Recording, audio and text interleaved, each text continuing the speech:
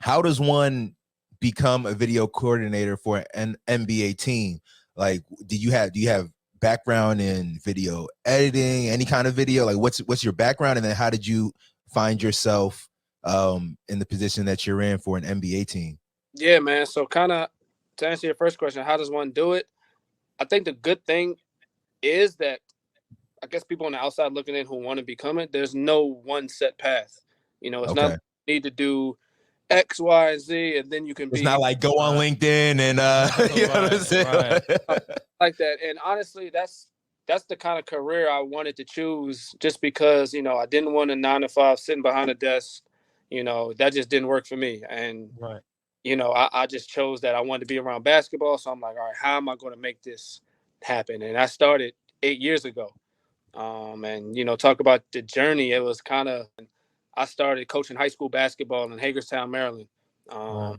And it was from there that I knew I wanted to be a coach. I started doing it right out of college. Actually, one of my first workouts was my senior year. After my senior year was done playing college basketball, played small Division II. I'm like, all right, I want to coach. So I just kind of started working out the guys that was on the team already. It's like, man, I ain't Right. have to get part of the workouts anymore. So I started working the guys out. I'm like, man, Right. I definitely, want to be a coach in some capacity. I'm like, how am I gonna do it? So I got Hmm. Right. with a private high school in Hagerstown, Maryland, man, St. James.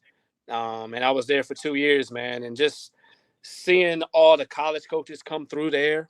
And, we had a pretty decent program. We were, played a national schedule. We had some top ranked guys in the country. And I Right. think seeing all the college coaches come through the gym, that inspired me to want to be in college. I saw all these high major colleges come through the gym, saw these coaches come in, and I'm like, man, I can be at that level too. So Right. that was my goal then, to just be in college for the first Hmm. years of my coaching career.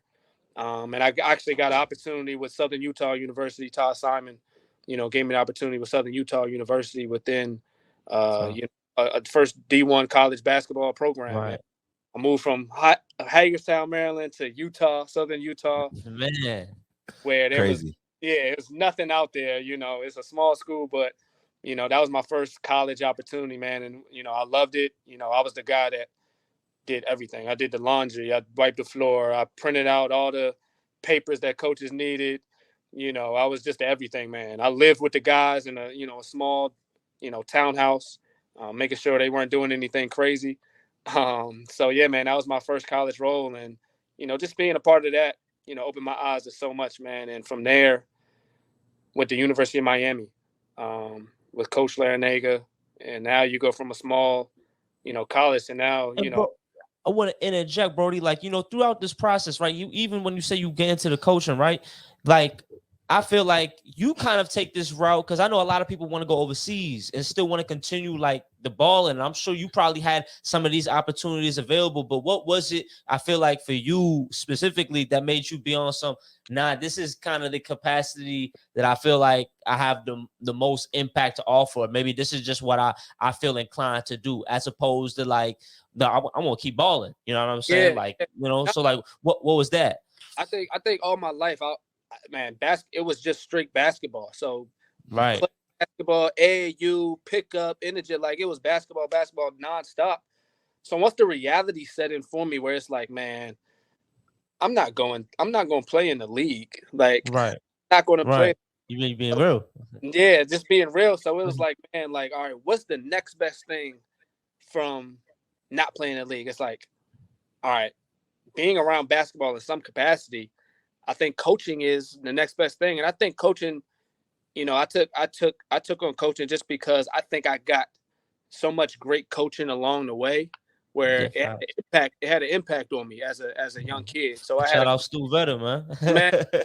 I had so many different coaches. Stu Vetter was a hard nosed, Right, you know what I mean, show structure coach, and then I had a great right, had a great AAU coach with Team Mello, Coach Dewan, who right, I loved a lot. You know what I mean? And, right. dad who gave me a lot of stuff when it came to basketball, and he had an influence with me on basketball. So it was like I had so many people along the way that helped me even get on the floor at Montrose Christian, to help me Right.